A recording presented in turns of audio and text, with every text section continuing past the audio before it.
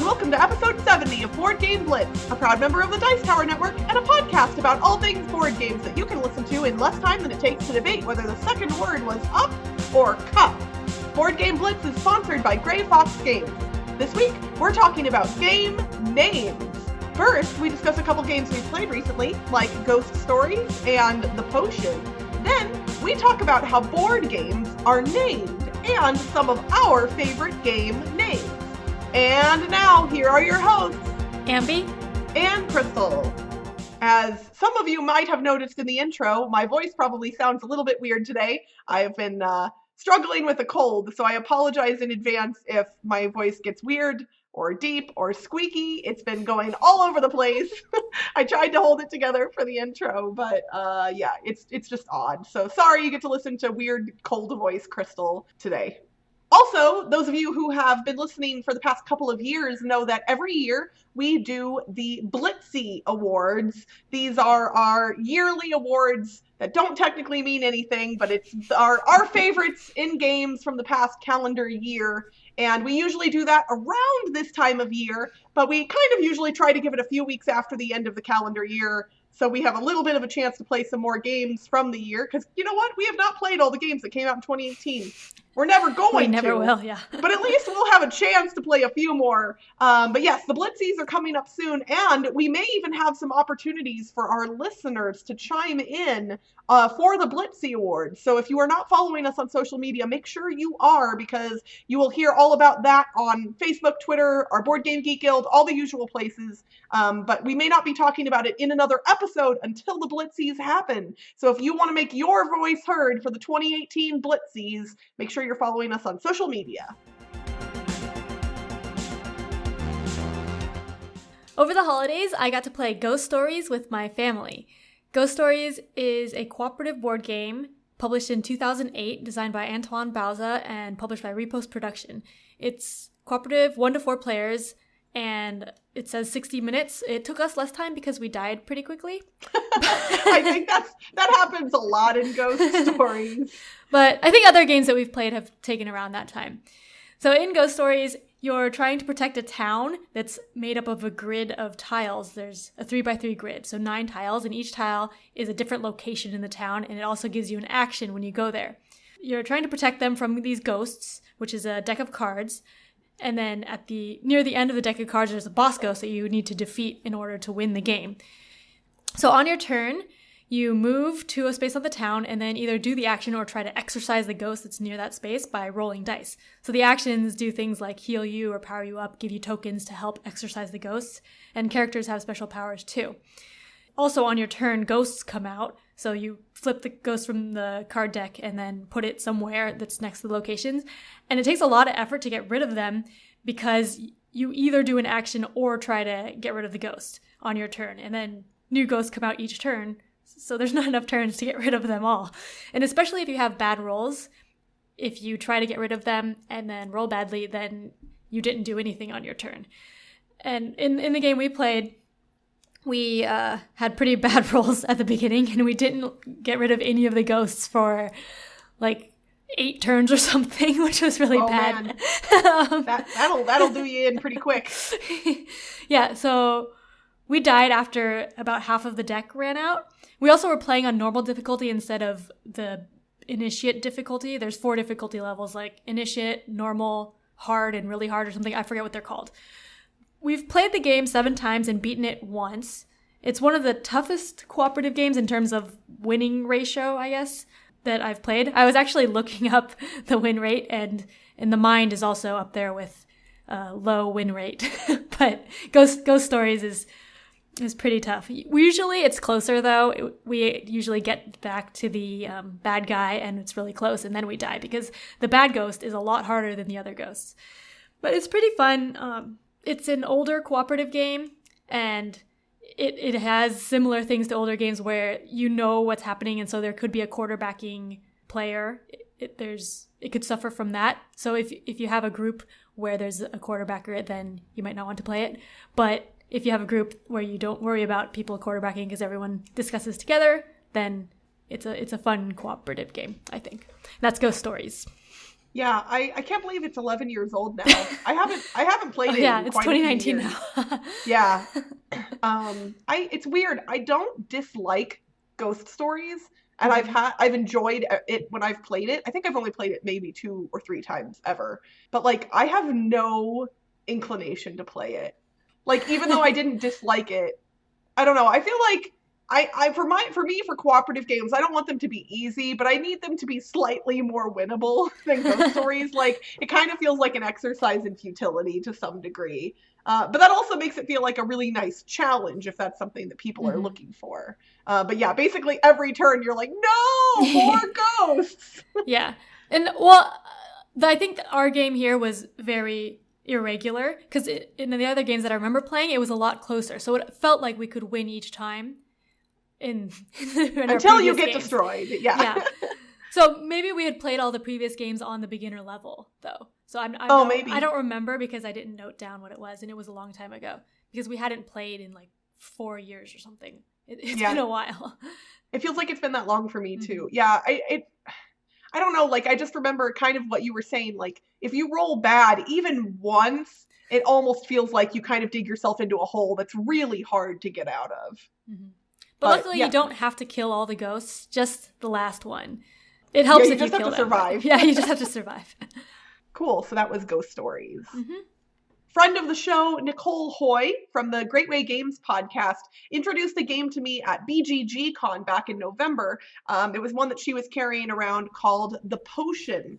And after she introduced it to me, I bought a copy of it for myself, and I took it to Kansas City with me when I visited my family over the holidays. And I've also played it with my game group now as well. The potion comes in what looks like a little like medicine, like a pill bottle. It has a screw off top, just like a normal bottle would. And then inside of it are 3 dice and a whole bunch of little plastic pieces. And the plastic pieces are one of 3 ingredients. There's a mushroom, there's a vial, and there's a little bug. So all the pieces are one of those 3 components. Everyone starts the game with 2 of each type of ingredient. So they have a total of 6 tokens in their hand to start the game. And you roll the 3 dice, and the dice will show some combination of the different ingredients. So in different quantities. So it might show 3 mushrooms and 2 beetles. Then all of the players secretly take 1 token from their hand, put it into their other hand, and hold it out.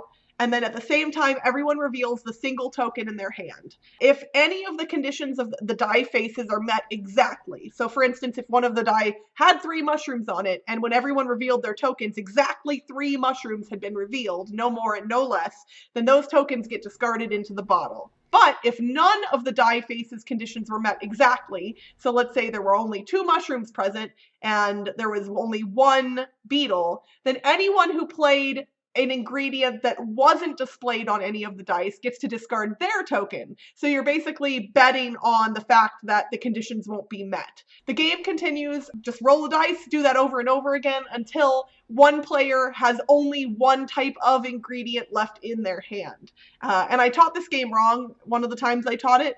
And we were trying to play till someone had no tokens left in their hand, and we realized that we hit a stalemate at one point. So I should have realized at that point that I had played it wrong because it's not supposed to end in a stalemate. It's very simple.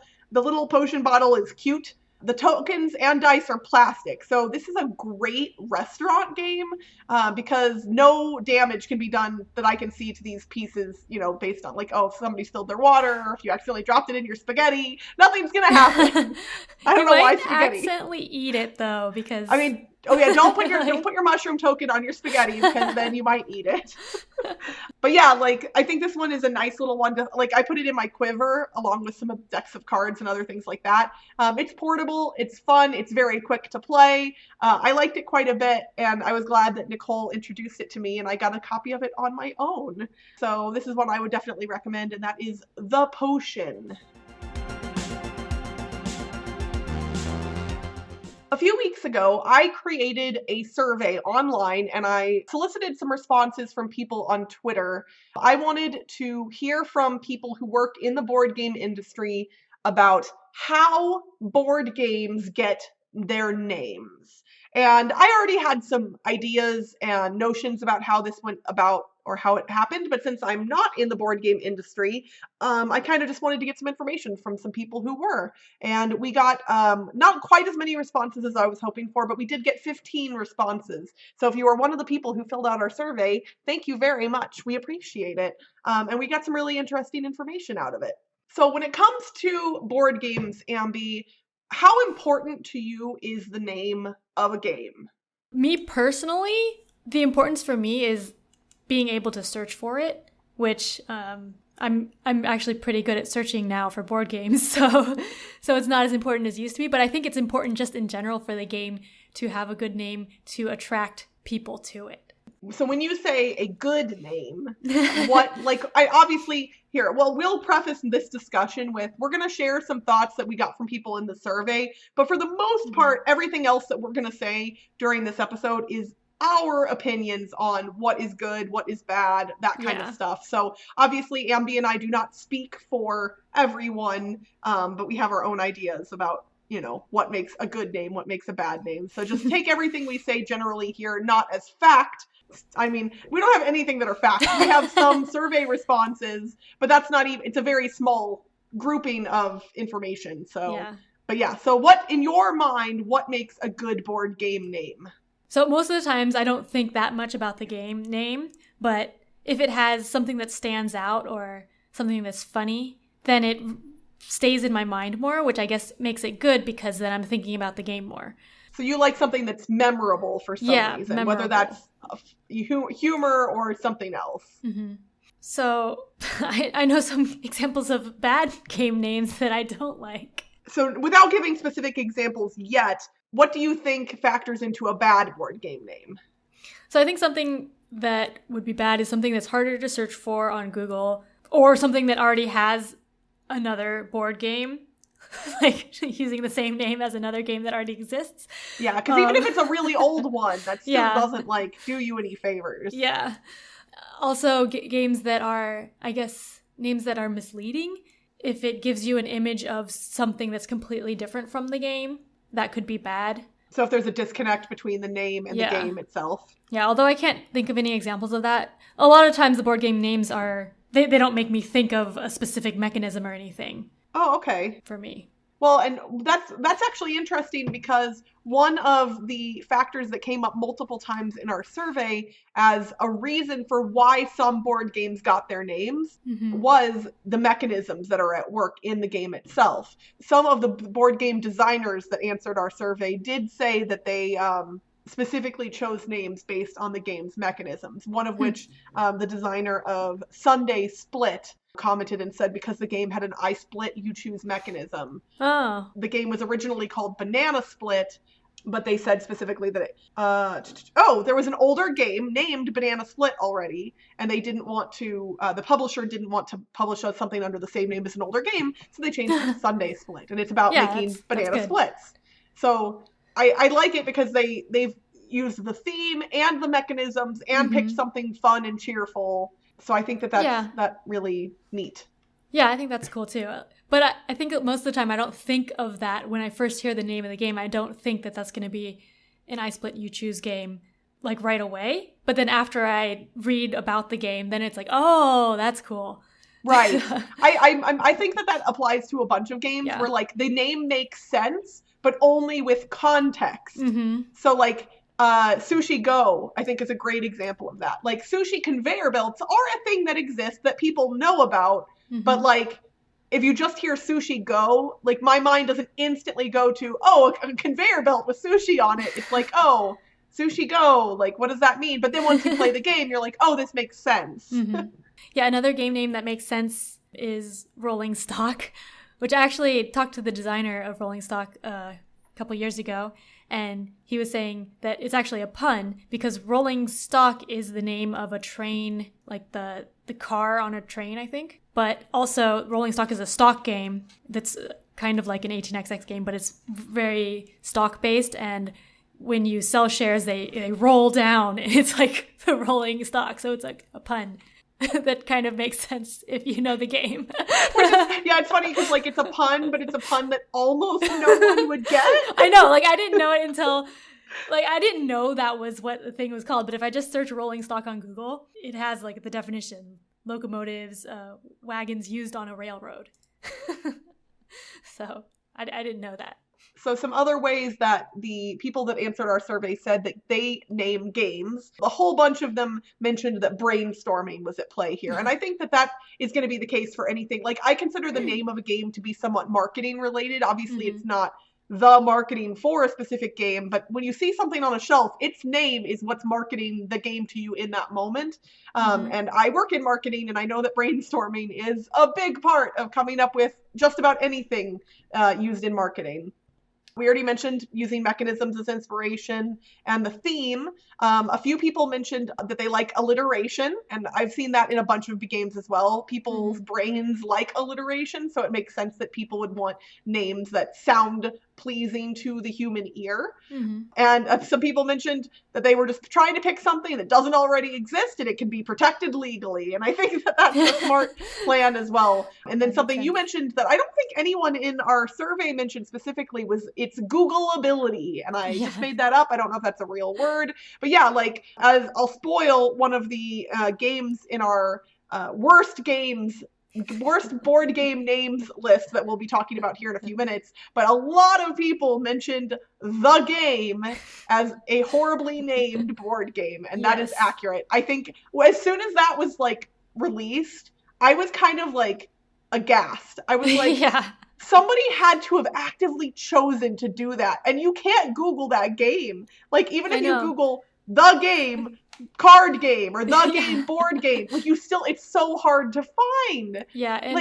And I usually search games on Board Game Geek, and then if you search the whole title of the name, it'll usually show up in at least the first 2 or 3. The Game is like the 12th one down if you search that. I know that somebody had to make that call. Like even if you know what? I'm a copywriter. I suggest bad ideas all the time. But you eventually land on an okay idea. You get rid of the bad ones. You don't stick with the bad ones.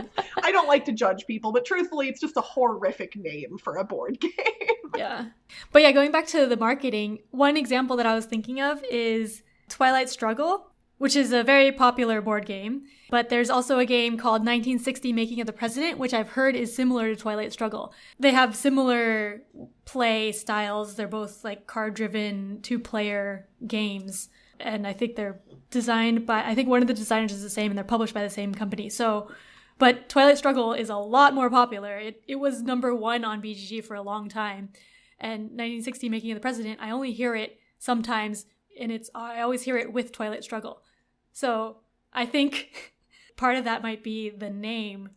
Twilight Struggle just sounds more appealing to me than 1960 Making of the President because it's shorter, easier to remember. It sounds more catchy, I think. Yeah, it sounds more epic. But yeah, I've heard nothing but good things about 1960 Making of a President. Like as far as the game goes, I've only heard people say good things about it. But I just haven't heard it as much. Yeah, definitely not as much.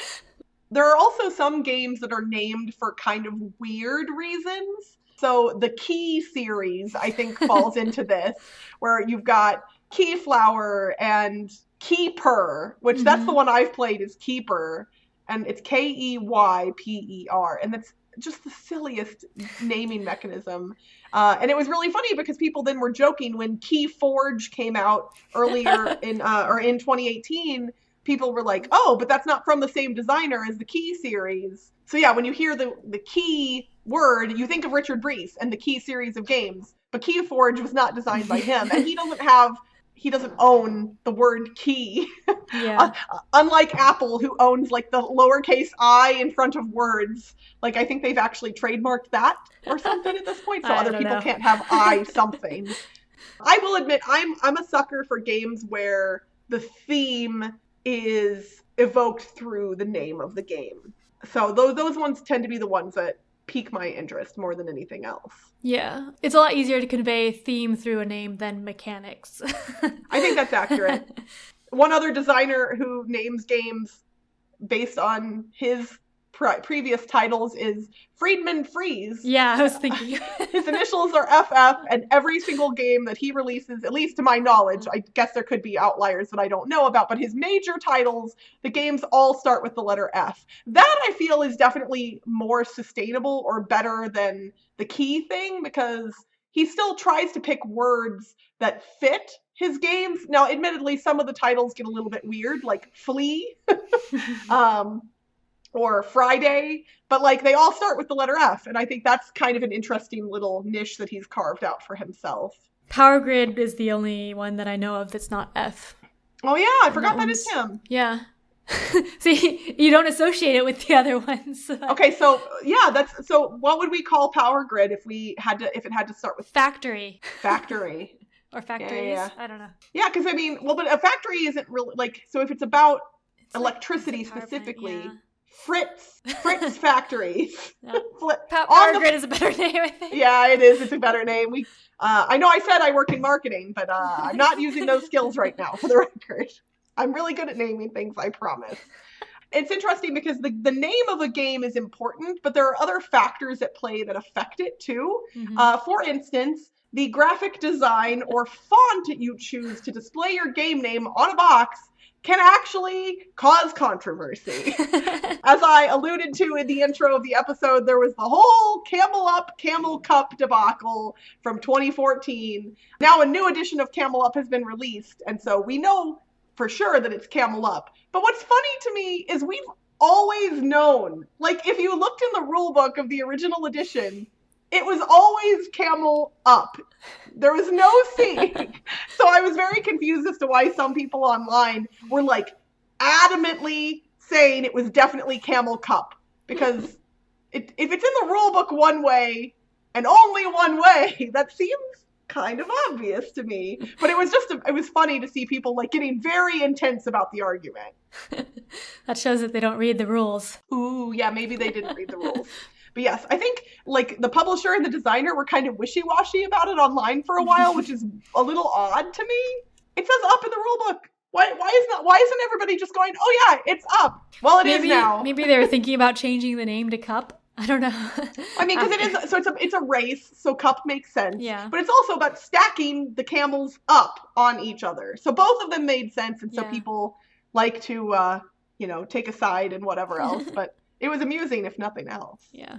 Some other things that can make for a bad board game name, curse words, which you'd think wouldn't happen, but apparently it does more often than it should. Same thing with like controversial words or subjects that are kind of taboo. I think after Cards Against Humanity's popularity kind of blossomed, I think a lot of smaller publishers kind of tried to hop onto that wagon and create some less family-friendly games, and sometimes the names of those games reflected said lack of family friendliness. Yeah. Some other things that make them bad, too long. Like sometimes you see a board game title and you're just like, wait, why is this 16 words long? I don't want to have to do anything with that. You already mentioned names that are too vague or too generic, too hard to Google. Yeah, I think sometimes the best names are the ones that are evocative and definitely like grab your attention in some way. Mm-hmm. And I also like games where the name kind of helps set your expectations for what the game is, or what it's about, or what the experience will be like. And I think that's hard to do well, for the record. Yeah, like, with just a name, that's hard. And that's what, kind of what I do for a living, what marketing is trying to convey a lot of valuable information in a very small amount of information, like trying to convey something bigger than what you're actually using to convey it. Mm-hmm. And that's the ultimate struggle, but it is, when it's done right, I think a lot of people recognize it, and so it's really fulfilling. Yep. So we asked all the people in our survey, as well as people on Twitter, what they think the best board game names are. So we've compiled that information into a list, and there were a few titles that showed up both in our survey and on Twitter. Twilight Imperium showed up a few times from people. So obviously people think that that Twilight name works not just for Struggle, but for Imperium as well. Do you think the word Twilight in and of itself is just a likable word? Not when you associate it with the books, I think. I mean, right. That's true. Yeah, well, hey, you know what? It's good to know that the sparkly vampire books have not ruined the word Twilight for everyone, at least not board gamers. Blood Rage was also mentioned a number of times as a really good board game name. And that one makes sense to me. Like, it sounds intense and cool and like, oh, like I want to know what that's about, even if it's not something I'm necessarily into. Yeah. There was also Adrenaline, which I also think that's a good name. It gets your heart racing, and it also is a mechanic in the game. And then Flick 'em Up, which has the mechanic of flicking in there and shows that it's a Western. Yeah, so that takes the old that's stick 'em up phrase Yeah. that like people are familiar with. That one, honestly, I think is probably one of the best. Yeah, It that shows everything about the game. Yeah. It's pretty cool. Someone who responded to us on Twitter did give a shout out to excessive colon usage from Viva Java, the coffee game, the dice game, because it has 2 colons. And they did that intentionally. That was kind of a tongue-in-cheek game name, and I like that one too. So bad that it's good. Right? Like, we know we're leaning into this thing right now. So we also asked the people who responded to our survey to give us the worst board game names. And as I said earlier, the game came in at our number 1. Multiple people mentioning that. Some other games that got named as poorly named games. And again, this is not a reflection of the game being good or bad, just the name itself being good or bad. Terror in Meeple City, Brass, Ethnos. That one I agree with. Ethnos, like, the graphic design of that game is weird. The name is weird. The gameplay is great. But, like, getting to that past all of the other stuff was kind of tough. What are some others from the list that you think are pretty good examples of bad names? One thing, the Ravens of Thri Sahashri. That one's, like, hard to remember, but it was also a translation. And that was something we were thinking, like, translations from other languages could make a game bad sounding in English. And I was looking up, like, the Japanese game name of that, and it was something like 3 Kingdoms or 3 something. And for some reason, it translated into words that aren't words in English.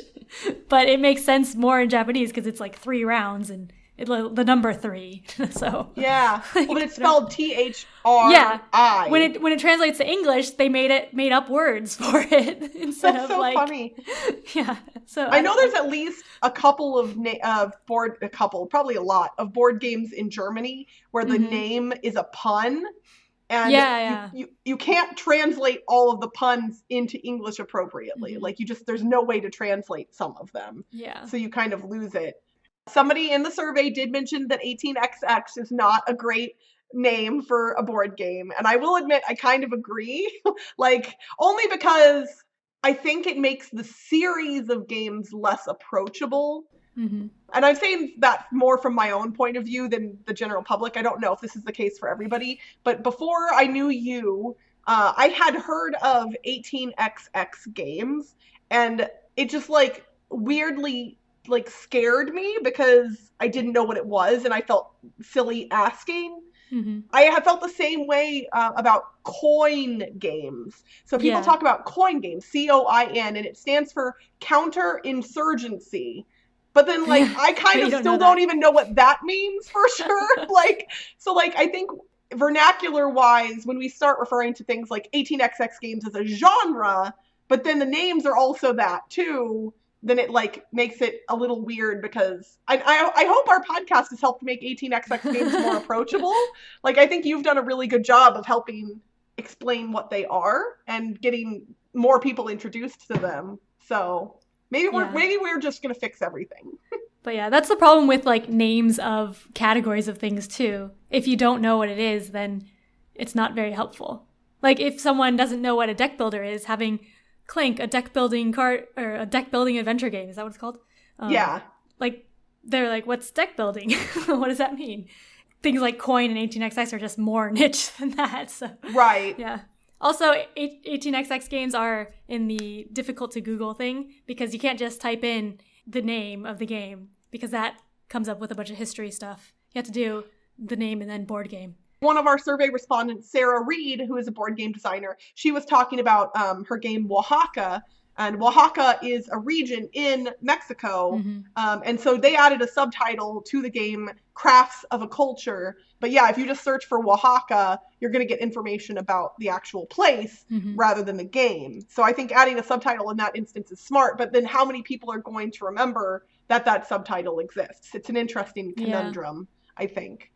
We could probably talk for hours. Or at least I could. So I think you all know, based on my love of words and etymology, like the names of things fascinate me. And maybe we can touch on this subject again at some point in the future. We would love to hear your all's opinions on board game names. I did write down a few of my favorite board game names that I just wanted to share super quick. Let's Make a Bus Route, because it just sounds like super cheerful and wonderful, and it also describes what you do in the game. The Pursuit of Happiness, which is pretty cool because it's the game of life, but for adults, and I think the Pursuit of Happiness kind of evokes that. Starving Artists, which you're literally a starving artist in the game, and that works out well. Telestrations, which is illustrations played through a game of telephone. And Role Player, because it's a pun. You're not role-playing, you're rolling dice to make a character, make a player. So those are some of my favorites, but I would love to hear some of yours. Please reach out to us on Twitter, post in the thread on BGG for this episode, or comment on the post on Facebook for this episode, and let us know what your favorite board game name is. And that's it for this week's Board Game Blitz. Visit our website, boardgameblitz.com, for video and blog content, as well as to get links to all our social media pages, including our Facebook, Twitter, Instagram, and Board Game Geek Guild. This episode was sponsored by Grey Fox Games. Head over to Kickstarter right now to back their newest game, War of the Worlds: The New Wave. Grey Fox Games, quality games cleverly crafted. If you're enjoying the show, you can rate and review us on your podcast provider or consider becoming a patron. For as little as $1 a month, you can unlock access to unedited episodes and our private Slack channel, which lets you chat with us and other Blitzketeers directly. Head to patreon.com/boardgameblitz to become a patron today. Our theme song was composed by Andrew Morrow. Technical support provided by Toby Mao. Board Game Blitz is a part of the Dice Tower Network. Until next time, I've been to a meetup with some games with cool names. It felt good to play them with no shame. Bye, everyone! Bye! It's alliteration time, everybody! Last episode, we asked you to re-theme a card game set in the French Revolution for Sherpas who are not innocent. What game was that, Ambie? That was Guilty Guides Guillotine. Yay! Congratulations to those of you who guessed that one correct. This week, we are asking you to re-theme a game about escaping a singularity for very old lizards who are known for selling car insurance. Good luck, everyone!